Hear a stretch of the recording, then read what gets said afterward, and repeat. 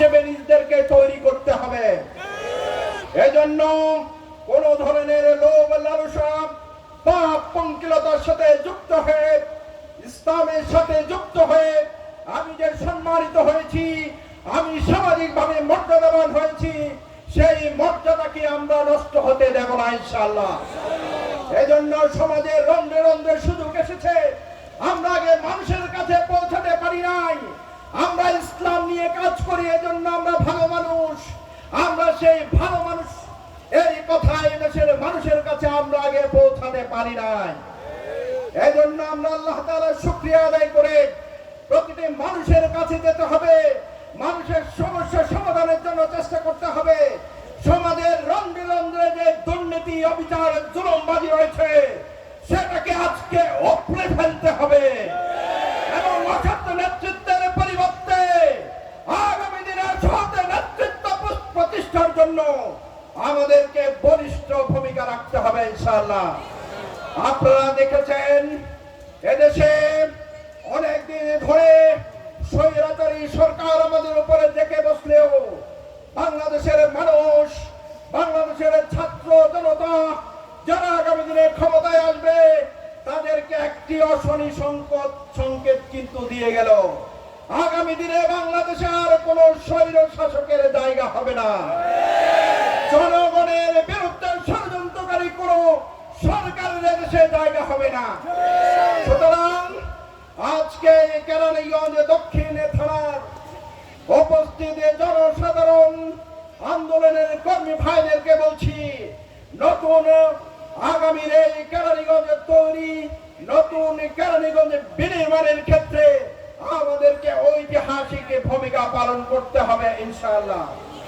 সর্বোপরি প্রিয় ভাইরা আমার, আমরা আল্লাহ তাআলার উপর ভরসা করে আন্দোলনের যাত্রা বাংলাদেশে শুরু হয়েছিল। আমাদের বিরুদ্ধে অনেক ষড়যন্ত্র হয়েছে, আমাদেরকে ওরা নিঃশেষ করতে আমাদেরকে মাত্র তাদের পতনের 3 দিন আগে ঘোষণা দিয়েছিল। কিন্তু বাংলাদেশের মানুষ জানতো, বাংলাদেশের মানুষের মণিকোঠা থেকে সেই স্বৈরাচারী সরকার এবং তার দল আরো অনেক বছর আগে মানুষের হৃদয় থেকে তারা বিতাড়িত হয়েছে। আজকে বাংলাদেশের মানুষ নতুন করে ভালোকে ভালো, সাদাকে সাদা এবং কালোকে কালো হিসাবে দেখার জন্য একটি সুযোগ তাদের মাঝে অবারিতভাবে তৈরি হয়েছে।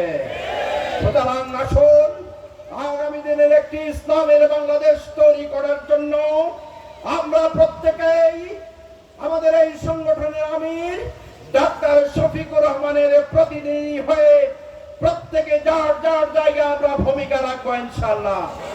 আমাদের প্রত্যেকটি ইউনিটে, থানায় সংগঠনকে 1 নম্বর সংগঠনে আমরা পরিণত করবো ইনশাআল্লাহ। আমরা 1 নম্বর মুসলমান হিসেবে নিজেদেরকে, 1 নম্বর দেশপ্রেমিক হিসেবে নিজেদেরকে যেভাবে তৈরি করব, আমাদের এই প্রিয় সংগঠনকে গ্রহণযোগ্যতার দিক দিয়ে, মজবুতির দিক দিয়ে, ভালোর দিক দিয়ে আমরা 1 নম্বর সংগঠনে পরিণত করব ইনশাআল্লাহ। আমাদের সংগ্রামী প্রধান অতিথি বক্তব্য রাখবেন। আশা করছি আগামী দিনে এই ঢাকা জেলা দক্ষিণে যে কয়েকটি আসন রয়েছে, মানুষের সেই মনের নেতাদেরকে যাতে এই এলাকার মানুষ নির্বাচিত করতে পারে, সেই জায়গায় জামাত ইসলামীয় যোগ্য প্রার্থীদেরকে এখানে তাদের প্রতিনিধি হিসাবে মনোনীত করে মানুষের প্রতিনিধি হিসাবে নির্বাচিত করার একটি সুযোগ যাতে তৈরি আমরা করতে পারি, সেজন্য এখন থেকে আমাদেরকে কাজ করতে হবে ইনশাআল্লাহ। আল্লাহ তাআলা আমাদের ভালো কাজ করার তৌফিক দান করুন। এই দেশকে আল্লাহ তাআলা কবুল করুন। যে সকল ভাইয়েরা বোনেরা জীবন দিয়েছেন এই নতুন বাংলাদেশের জন্য, তাদের শাহাদাতের জন্য আল্লাহ তাআলার দরবারে ফরিয়াদ করে আজকে উপস্থিত সবাইকে মোবারকবাদ জানিয়ে আমি আমার কথা শেষ করছি।